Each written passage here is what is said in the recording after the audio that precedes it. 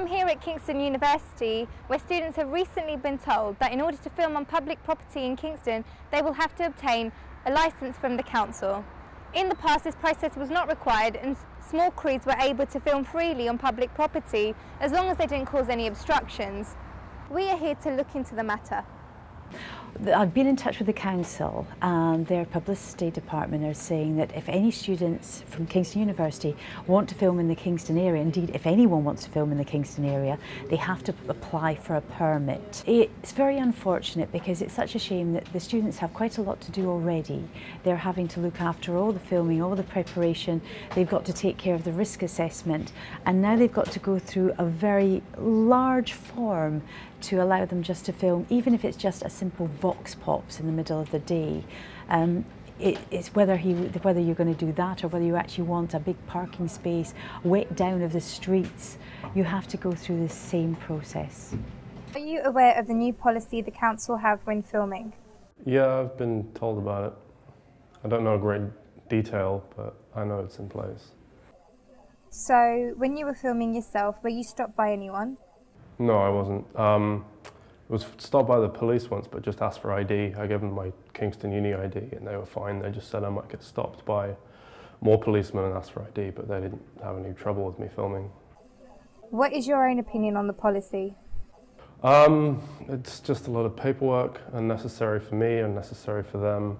People have a right to film, you know. I appreciate in high-risk areas like in central London, especially around Bank and Westminster, there needs to be some kind of tight security, but for Kingston I think it's unnecessary.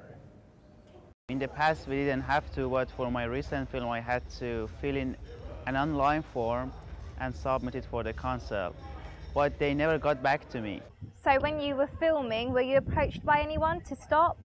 No, I just went out and did my filming anyway and nobody came to ask me to stop or asking if I have any license. In your opinion, what do you think of the filming policy? Is it any good?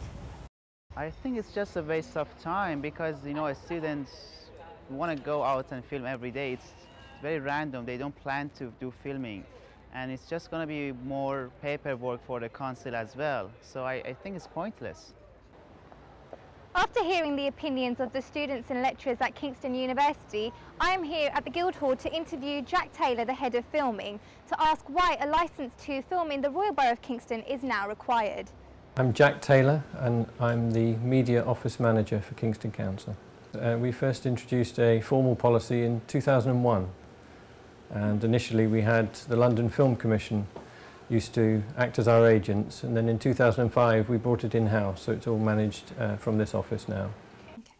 Okay.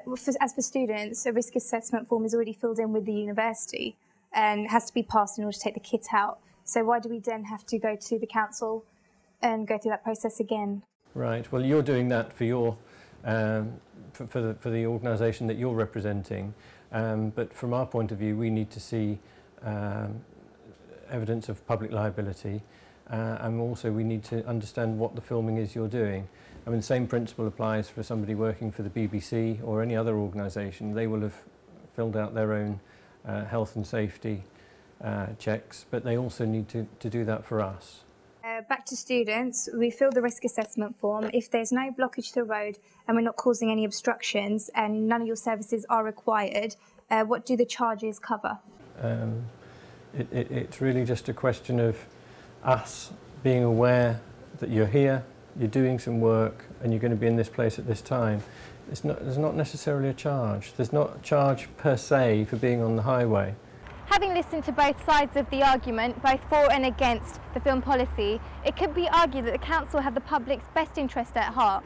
But how could they accommodate the students better to make their already stressful and busy lives simpler? I've been Sandesh Chauhan speaking for Kingston University News.